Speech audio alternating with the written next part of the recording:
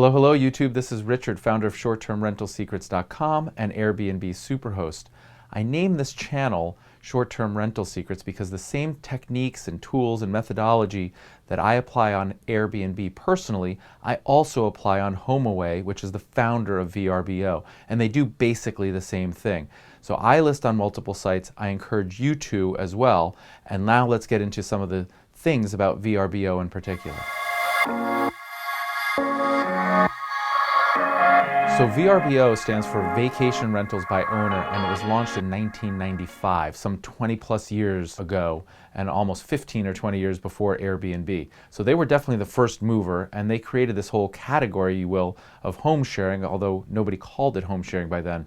It tended to be much more second home or vacation home, so people that had a spare place that they weren't really using, they might go ahead and rent it out for the week or something like that during spring break. And that was the basic origin of VRBO. So true to its origin, it tends to do really well in second vacation home type locations, and that's largely because people are going there and used to renting. So if you think about it, if your family's gone to the same place in wherever, Colorado, to ski every single winter, and you always rented a home on VRBO, that's the natural place where whoever's booking the trip is going to go to first.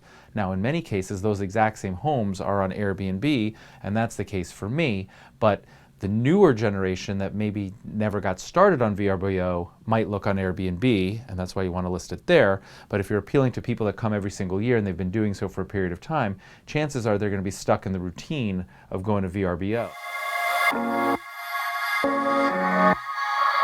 So in my personal experience, both as a guest and as a host, I tend to like the user experience more on Airbnb. And I think that's probably the big thing that Airbnb does better. It's got a better user experience, it's a little slicker, it's got better video, and the layout is better. Homeaway, which is the parent of VRBO, doesn't do that quite as well. They also have a very different business model insofar as Airbnb charges a small percentage of the fee to the host and the guest. VRBO also charges the guest a booking fee, but they charge the host a flat rate. They just moved to that. I think it's $499 for a year of listings, whether you get 0 bookings or 1,000 bookings. So if you're not going to list a lot, maybe that $500 annual fee is a deterrent and you can't do it. But conversely, if you're going to list and book a lot, that could actually be really cheap relative to Airbnb. The other thing about Airbnb versus VRBO or Homeaway is that on Airbnb, by design, you're sort of part of a community. And what I mean by that is you're expected to leave a review. Both the guest is going to leave a review, as is the host. And both parties know that going into it. I still encourage you to ask for it and ask for a 5-star review, but it's pretty much sort of like understood that that happens.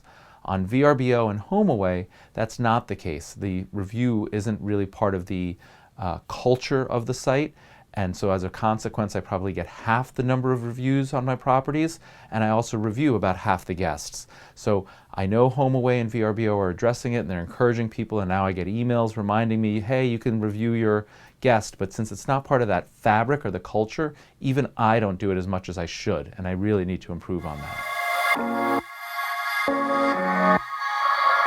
I think the best practice for any host that's doing this seriously for income is to list on multiple sites. I personally use Airbnb, I use Homeaway, which again is the parent of VRBO. I'm looking at another one called Booking.com, which I understand is really serious for people that really want to do this a lot. But the futures are incredibly bright. In fact, Expedia, the travel platform, just bought Homeaway last year for $3.9 billion. And if you fast forward and think about what that means, in all likelihood, when you go to search Expedia for your flight and hotel, in addition to being shown the Marriott and the Hilton and so on, you're probably going to start seeing VRBO listings on that Expedia page for you to consider. So you definitely want to get started, you want 5-star reviews, you want as many of them as possible, because if you were Expedia, who would you show? The brand new person with no listings and no stars and no trust? Or if you're competing with the Hilton, I'd rather show Richard, the host with 37 5-star reviews.